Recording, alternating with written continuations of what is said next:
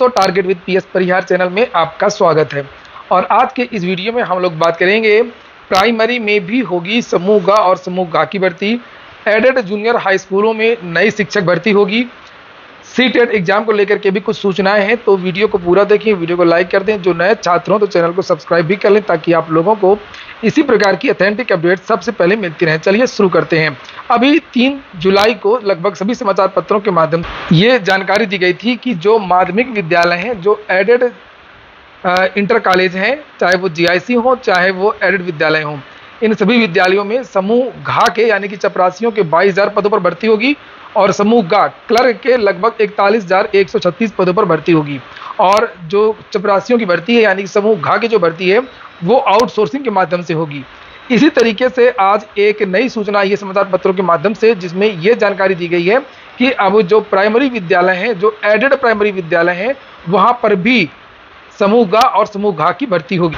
ये देखिए, ये आज ही का समाचार पत्र है जिसमें लिखा हुआ है कि माध्यमिक की तरह अब बेसिक के एडेड स्कूलों में भी तृतीय और चतुर्थ श्रेणी कर्मचारियों की भर्ती आउटसोर्सिंग के जरिए होगी। तो सबसे पहली बात तो ये कि सभी लोगों को ये जितनी भी भर्तियां आउटसोर्सिंग से की जा रही हैं, सभी लोगों को इसको विरोध करना चाहिए। और यहाँ पर नीचे लिखा हुआ है कि इस बाबत शासन को प्रस्ताव बना करके भेज दिया गया है। महानिदेशक स्कूली शिक्षा डीजीएसई कंचन वर्मा ने इस बाबत समीक्षा के दौरान ये निर्देश भी अधिकारियों को दिए हैं कि कुल सृजित पदों के ब्यौरे के साथ शासन से समन्वय कर मामले की पैरवी की जाए। बेसिक शिक्षा विभाग में 3049 एडेड प्राइमरी और जूनियर हाई स्कूल हैं, जिनमें प्रिंसिपल के 570 और शिक्षकों के 2289 पद खाली हैं। ये देखिए, तृतीय और चतुर्थ श्रेणी के भी लगभग 1000 पद खाली हैं। पिछले दिनों डीजीएसई की समीक्षा बैठक में यह बात सामने आई कि चतुर्थ और तृतीय श्रेणी कर्मचारियों की आउटसोर्सिंग के जरिए भर्ती के लिए शासन को पत्र भेजा जा चुका है। डीजीएसई ने कहा कि कुल सृजित पदों के ब्यौरे के साथ ही शासन से समन्वय स्थापित कर शासनादेश के लिए जरूरी कार्रवाई की जाए। बैठक में यह बात भी सामने आई है कि शिक्षकों और प्रिंसिपलों के भी काफी पद खाली हैं, लेकिन इनकी भर्ती शिक्षा सेवा चयन आयोग से होनी है। नए आयोग के गठन के बाद में इन पदों को भरने की प्रक्रिया शुरू की जाए। तो एक तो जूनियर एडेड भर्ती जो है वो काफी दिन से पहले से ही फंसी हुई है, उसका शासनादेश अभी तक जारी नहीं हुआ, जिसकी परीक्षा लगभग 2 साल पहले हुई थी। और उसी समय ये पता चला था कि जितने भी जूनियर विद्यालय हैं उनमें लगभग 4500 पद खाली हैं। उन पदों को जोड़ने की बात भी विद्यार्थियों ने की थी, लेकिन वो पद जोड़े नहीं गए थे। ये कहा गया था कि इसको लेकर के एक नई भर्ती निकलेगी। तो जूनियर विद्यालयों में आप लोगों को एक नई भर्ती शिक्षा सेवा चयन आयोग से देखने को मिल सकती है। कब वैकेंसी आएगी इसके बारे में कुछ नहीं कहा जा सकता है। और वहीं पर लिखा है कि पैसे बचाने के लिए सरकार अब आउटसोर्सिंग पर भर्तियां करेगी। लिखा है आउटसोर्सिंग के जरिए भर्ती से कोई विवाद नहीं होता है। विवाद क्या, मनमानी होगी तो कोई किसी के पास कोई हक ही नहीं रहता है, कोई अधिकार ही नहीं रहता है, ना रिजर्वेशन को लेकर के, ना योग्यता को लेकर के। इसीलिए सरकारें जो है वो आजकल आउटसोर्सिंग से भर्तियां कर रही हैं। वेतन के मद में आने वाला वित्तीय बोझ भी कम हो जाता है। और यहाँ पर यह साफ साफ लिखा है कि वित्तीय बोझ भी कम होगा। मेरी समझ में ये नहीं आता है कि जो सरकार ये बार बार ये दावा करती है कि वित्तीय बोझ, ज़्यादातर जो लोग हैं वो सड़क पर चलने के लिए टैक्स देते हैं, रोड पर टोल टैक्स लोगों को देना होता है। और अस्पतालों की ऐसी व्यवस्था कर दी है, दुर्गत कर दिया है कि अब लोग जो है वो प्राइवेट अस्पतालों में अपना इलाज कराते हैं। सरकार किसी भी चीज़ में सब्सिडी देती नहीं है। इनकम टैक्स, जीएसटी, पेट्रोल में टैक्स, सारे टैक्सेस लोग देते हैं।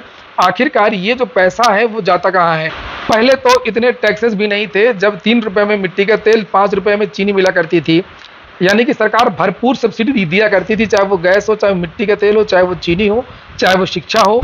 और बताया जा रहा है कि इसमें थोड़ा सा देरी इस वजह से हुई है इस भर्ती की कि इसमें पहले जो अधिकतम उम्र थी वो 30 साल थी और इसमें अब बदलाव किया गया है। लिखा कि बेसिक शिक्षा परिषद की सहायता प्राप्त जूनियर हाई स्कूलों में अब लिपिक वर्ग और समूह घ वर्ग के कर्मचारियों की भर्ती 40 वर्ष की आयु तक की जा सकेगी।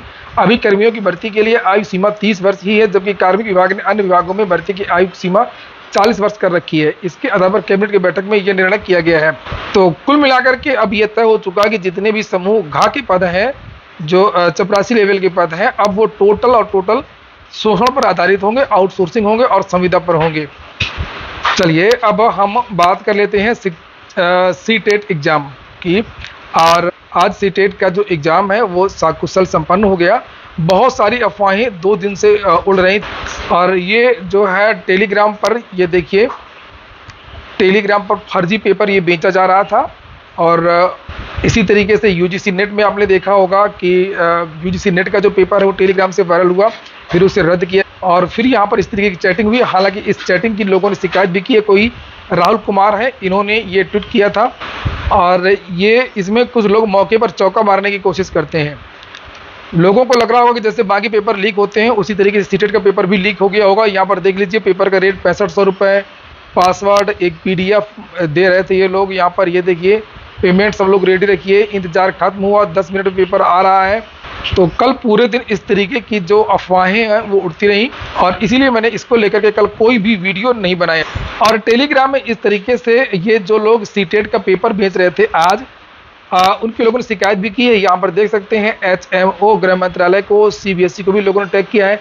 What is the happening on Telegram, check it out. ये देखिए यहाँ पर लोगों ने जांच कराने की मांग भी की है, लेकिन अभी तक पेपर लीक की कोई ऑफिशियल सूचना नहीं मिली है।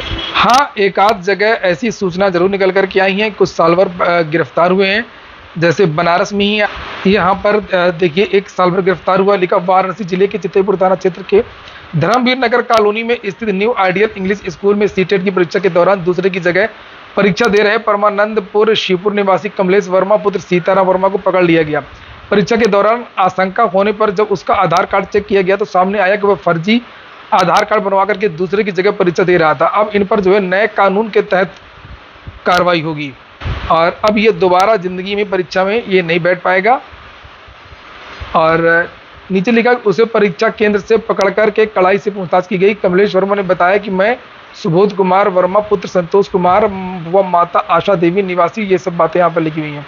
20,000 रुपये नकद लेकर के परीक्षा देने आया था सुबोध कुमार, जिसका सीटेट का रोल नंबर ये था।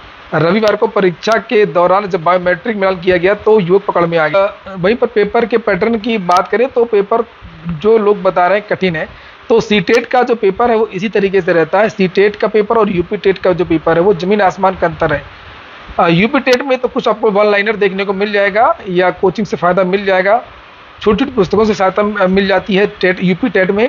लेकिन जो सीटेट का पेपर होता है उसके लिए विद्यार्थियों को पूरा डिस्क्रिप्टिव पढ़ाई करनी होती है। अगर आपने बुक्स पढ़ी होंगी, NCERT पढ़ी होंगी विस्तृत तरीके से, तो किसी भी विद्यार्थी को कोई भी दिक्कत नहीं होना चाहिए। तो सीटेट तो होता ही रहता है, होता ही रहेगा और इंतजार लोगों को शिक्षक भर्ती का है कि आखिरकार जो शिक्षक भर्ती है और उसका विज्ञापन कब जारी होता है। और ये हो गया आज का वीडियो आपको अच्छा लगा हो, आपके काम का हो तो वीडियो को लाइक अवश्य कर दें। जिन छात्रों ने चैनल को सब्सक्राइब न किया हो सब्सक्राइब कर लें और जिन छात्रों ने टेलीग्राम चैनल को ज्वाइन न किया हो तो टेलीग्राम चैनल को भी ज्वाइन कर लें। पूरा वीडियो सुनने के लिए बहुत बहुत धन्यवाद।